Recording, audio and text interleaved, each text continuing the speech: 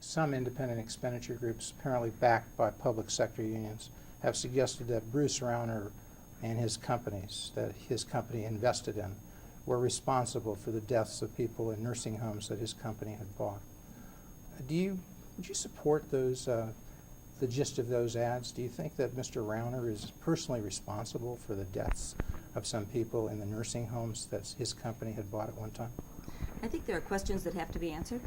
And I think Which ones? that's Give what us the questions that aren't answered. Well, the questions that you're seeing about, I mean, over and over again, there have been questions about different companies that were involved with his larger company.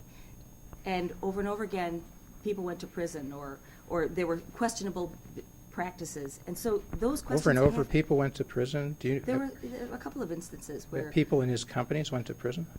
Where people that were part of the company, the people that the organization in Detroit, is it Lasco? I'm sorry if I don't remember the exact name of the company. It was a company owned by Mr. Rauner, you're saying, and Mr. Rauner. It was an affiliate company with Mr. Rauner. My point is that he was a chairman of that company, and he should know. Chairman of which company? GTCR. Okay. And so he should, the question is, did he know, the question of Stuart Levine is another one. Did he know what was going on, or did he not know what was going on? You mean, did he know that Stuart Levine was receiving money from one of the companies that was owned by one of the many companies that GTCR had invested in? Receiving a lot of money. And how much was he receiving? You know how much he was receiving, $25,000 a month. Okay. And so the question is, he has said that he is going to be a hands-on governor. And he's a smart man. He's the smartest man in the room, typically. He either knows what went on or he doesn't know what went on. And really, for the governors, this is the executive seat.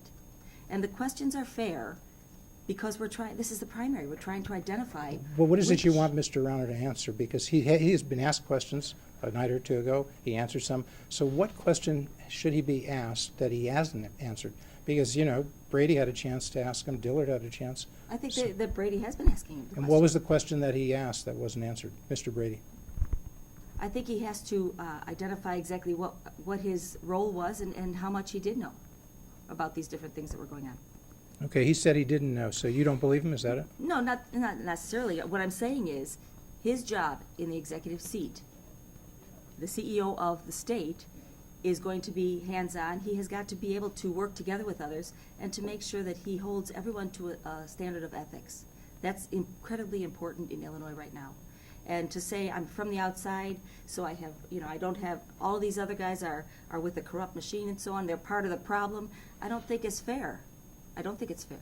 Are some of those concerns what made you shy away when he was, at least considering you were talking to you about running with him? The primary reason that I did not, if you're going to run together with someone, you have to be whole in and believe that they are the best person for the job. I don't believe that he necessarily is qualified at this point in time to be the governor of the state of Illinois. With so much that needs to be done, he has zero legislative experience. I think that's incredibly important right now.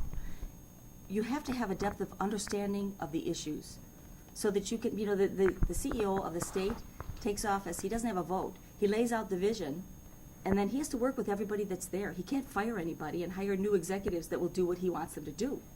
So he's got to know how to have the skill set to know how to lay out the vision and work together with everyone to get it done. So that was the main problem, that he lacks legislative experience, in your decision not to run with him?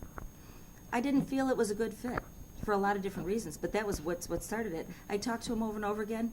We just don't line up, our views don't line up, my questions weren't answered, and I just didn't feel it was, you really give up your life to campaign and run for this office, and I would have to Could somebody criticize you in the same way and say, if something were to happen to Bill Brady, you'd be governor? Do you have any legislative experience? I do. Actually, I sat in the executive, I held the executive office at the local level, and it's a microcosm. And you think that's the same, being what was your position in Long Grove? Village president. Okay, and what's the population in Long Grove?